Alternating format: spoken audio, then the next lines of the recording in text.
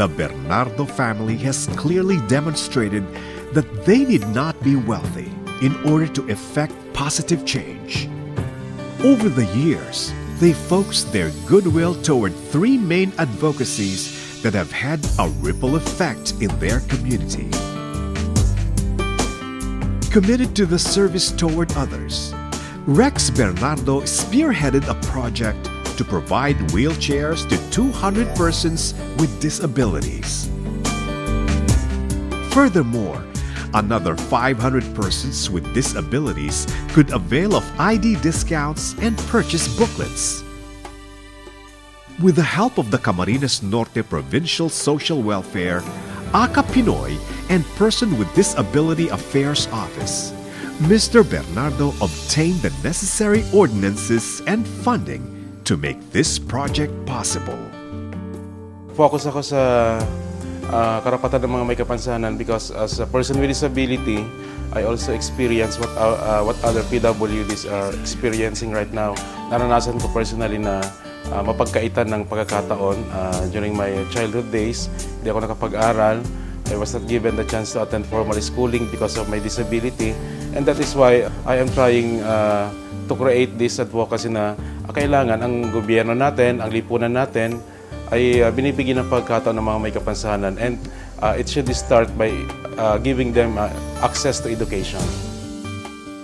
In turn, his wife Marisa has worked to provide educational opportunities and values-based formation for 400 preschoolers and 250 elementary, high school, and college students.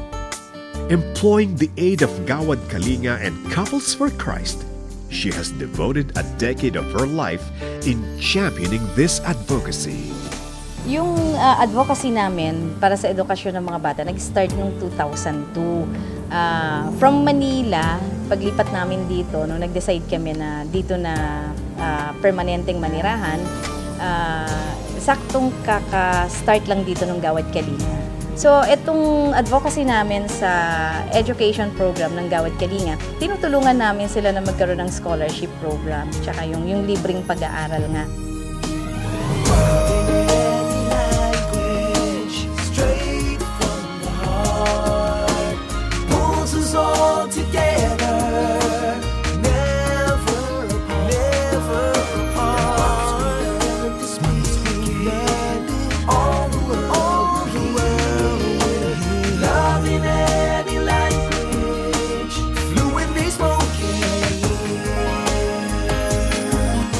Furthermore, in order to promote good governance and ethical leadership, the Bernardo family initiated the first Jesse Robredo Youth Leadership Seminar, from which 200 student leaders benefited.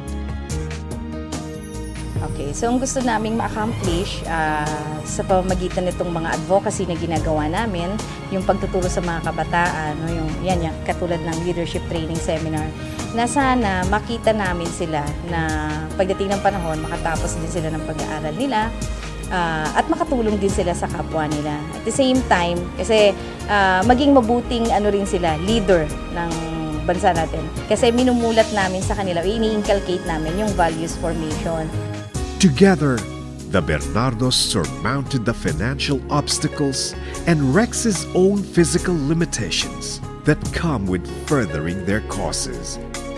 Embodying the values of integrity, humility, and devotion to God and their fellow Filipinos, the Bernardo family serves as an inspiration to many, proving that a humble family of three can make a significant contribution to those around them.